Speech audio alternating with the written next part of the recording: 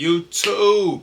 It's your boy JayyKicksz, and today we will be reviewing arguably the most underrated shoe of 2026, man. Before we get into this video, I ask that y'all like, comment, subscribe, and let me know what shoes y'all would like us to review next. But without further ado, let's get into the review. You dig? Alright, man, I'm gonna give y'all some time to guess. I'm not gonna lie, it's a lot of underrated sneakers that didn't drop, man. A lot of underrated sneakers didn't drop, but I think this is a shoe that's not getting talked about enough, man. Today we are reviewing the Nike A2, A pink colorway, man. Come on, man. Come on, man. If you guys have a pair of these and y'all know exactly what I'm talking about, I don't think that the community is raving enough about this sneaker right here, man. To start off the review, you know we starting off with the looks. And as far as looks, I'm gonna give the shoe, I'm gonna give it 2 ratings, right? So overall, I'm gonna give the looks of it like an 8 out of 10.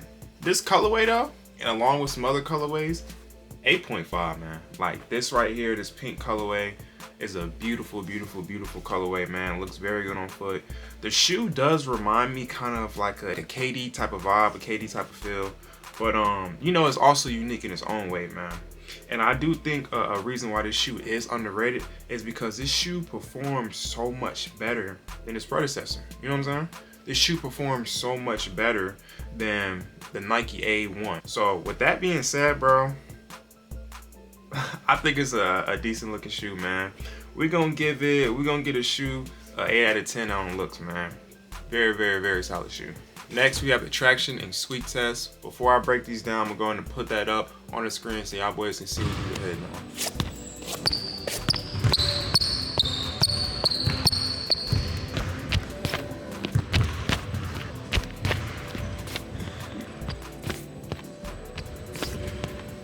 Alright, for these, Nike decided to go with a multi-directional herringbone traction. And if y'all know anything about hoop shoes and traction patterns, herringbone is one of them ones, man. It's one of them ones. Herringbone is very proven within the shoe community, and it's something that consistently works, man. So whenever you get herringbone on a shoe, 9 times out of 10, traction is going to be solid. And these are no exception of that. Traction on these are pretty solid, man. Very good bite. I don't really recall myself slipping out ever. These do pick up a decent amount of dust, but it's nothing over the top. And the dust that it does pick up, as you can kind of see, this is accumulating a little bit on the bottom. It's a nice and easy wipe, you know what I'm saying? The grooves, they're deep, but they're not too deep to the point where you're not able to wipe and wipe off that accumulated dust. So traction is pretty good. It's a loud, nice squeak for those who care. 0 break-in time. Overall, good traction. I really don't have too many complaints on it. Dust pickup could be a little bit better, but like I said, it was nothing terrible, man. Overall, we're going to have to give the traction we're gonna give it a 9 out of 10. Like, to me, it was that good. I've taken it to about 3-4 different courts. I even hooped in them. Probably gonna throw some clips up. I even hooped in them and they performed well in game, man. So traction was very, very, very, very good, man. It was pretty solid, man. And honestly, I was impressed. So like I said, overall, we're going to give the traction a 9 out of 10. Next, we have cushion, and this is where the shoe separates itself from not only its previous model, but from other sneakers. A couple videos ago, we reviewed the Nike Ja 3, and I was saying for a player of Ja's caliber who's constantly in the air, he's explosive, he's shifty, he's off his feet a whole lot, I understand why his first shoe may have not had a decent cushioning set, because it's his first shoe, you know what I'm saying? That typically happens. You're not going to get the best material, you're not going to get the best traction, you're not going to get the best cushion available. It's your first signature shoe, right? For the second shoe, it was no excuse why Ja Morant's second signature shoe didn't have a decent cushioning setup. You know what I'm saying? But like I said, this is where the A2 separates itself, man. The cushion in this shoe, to me, it's phenomenal, man. They decided to go with a full-length 3.0 Cushlon midsole and a top-loaded air zoom unit in the forefoot, man. And how do I feel about the cushioning setup? It's great, man. It does more than get the job done. It's plush, and I would even say in the forefoot, it has a little bounce to it. It has a little bounce to it, man. That's not a feeling that I felt in a lot of sneakers. So I was very surprised and shocked to feel that in the A2s, man. And they just feel good on foot. Comfortable shoe. You have very good cushion, very good impact protection, man. And to be honest, bro, this might be one of the best cushioning setups I've tested all year. For matter of fact, it is. Like, I'm not gonna lie, as of right now, this cushioning setup is probably in my top 3. And a lot of y'all were raving about the Nike Jaw 3 and the Zoom X. And I mean, it was solid. It was solid, but to me, it was nothing over the top. If y'all like that, y'all gonna love these, man. To me, these are a step above. They just felt more comfortable, more plush, and it was just overall better to me. Now with these, the court feel is nothing spectacular. It's solid, man. It's solid. It has a pretty decent court feel, and like I said, man, I love that Nike has been finding that balance with their shoes of, you know, providing a good cushion setup while also delivering a good court feel. You know what I'm saying? Because as a guard, like a player like John Morant, or even just a quick shifty guard, and you know, somebody who likes to get to their spots, rise up over the top of the defense, you want to have good court feel. You know what I'm saying? You want to be able to feel the court as you're moving, going left to right, getting downhill, things like that. But you also want to have enough cushion and impact protection to protect you and your joints. Once again, cushion is one of the highlights of this shoe, and they did a phenomenal job with that, man. On the scale of 1 to 10, I'm going to give the cushioning setup a 9 out of 10. Like, this is honestly, if not the best, one of the best cushioning setups that I've tested in 2026. It's just that good, man. It's really just that good. Next, we have the weight of the shoe. These came in at 425 grams. 425 grams, man. For y'all that don't know, I wear a US men's size 12, and the average range for me, average in grams, is between like 430 and 460, 465. Like I said, these came in at 425 grams. So for reference, that's lighter than your Nike Jaw 3. That's lighter than your New Balance Hezi Low V2. That's lighter than your Nike Book 1. Like, that's crazy. That's crazy. As I've already stated, great traction, great cushioning setup, and now you pair it with the shoe being light? Come on, Nike.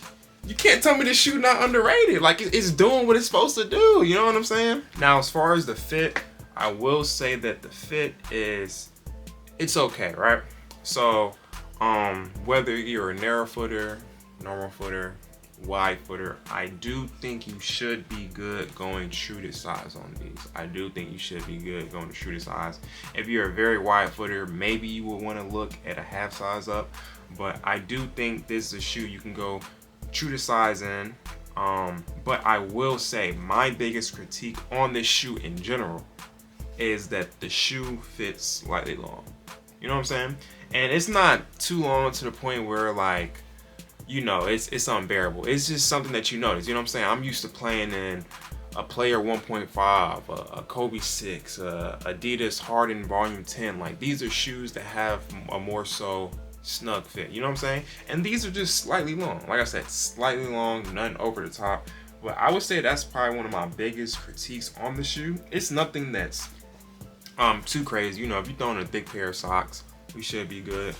Even for my hoopers who know the secret, like the double up socks, you do that with these, you good, man. So I think the fit is pretty solid. Like I said, it is a little long, but overall I'm going to give it 8.5 out of 10, just because I do think that a lot of individuals can fit this shoe. If you have a narrow foot, you can wear these. If you have a normal size foot, you can wear these. Even if you're a wide footer, you can wear these and go true to size. That's just how I feel, man. And I mean, I also forgot to include this in there, but the material, man, the material is breathable. It's, like I said, it's a light shoe, so it's nothing heavy, and it is a material that molds to your foot and becomes more and more comfortable over time, man. So overall, with the fit, we're going to give the fit an 8.5 out of 10.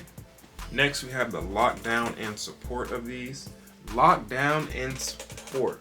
I do feel like once you crank the laces down on these, the lockdown is pretty solid.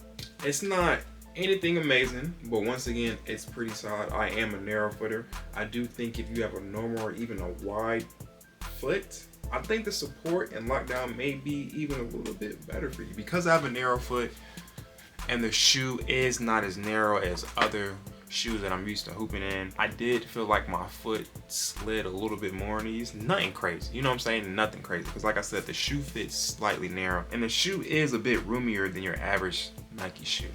So I mean, with that being said, I'm gonna give the lockdown, we're gonna give it like an 8 out of 10. An 8 out of 10, man. Like I said, if you do have a bigger foot, it could be an 8.5. It could be a perfect fit for you. It could be a 9, you know what I'm saying? So, but for me personally, I'm gonna get a lockdown an 8. And overall, as far as support, I did feel supported when making quick and shifty lateral movements. And as far as, you know, just being explosive and getting downhill, I didn't feel like the shoe was gonna slip out or my foot was gonna slip out the shoe, none of that. Lockdown was good, support was good. We're gonna give the support, we're gonna give support an 8.5, man. 8.5 out of 10. Last but not least, we have the durability of the shoe. Before I speak on it, I'm just gonna show y'all the shoe, man. This is that heel counter right here. You can see, and this actually happened after my game, man. You see that towards the front of the shoe. It's starting to chip and get ripped a little bit. And the upper, I mean, I can see the upper, you know, ripping as time go on, man. The durability on these are not the best. With that being said, this is definitely a shoe that I would avoid taking outside. I would mainly keep these indoor, man. Durability, it's not terrible. And obviously that comes with the basketball shoe. You're hooping, you're playing hard. Your shoe's gonna get scraped up, man. Your shoe's gonna get messed up. Durability is probably like one of the weaknesses of these shoes. It's nothing bad, you know what I'm saying? But I just think with their material choice, trying to keep the shoe light and things of that nature, they kind of had to take a shortcut somewhere, man. And I think that's where the Nike A2 takes a hit. But like I said, it's nothing terrible, man. I would personally give the durability, like even on this shoe, I don't know if y'all can see that, but this is starting to wear down slightly. And over time, I can see this starting to rip. I'm gonna give the durability a 7.5 out of 10. I wanted to go 8, be on the nicer side, but this is a shoe that I've hooped in probably like 5-6 different times.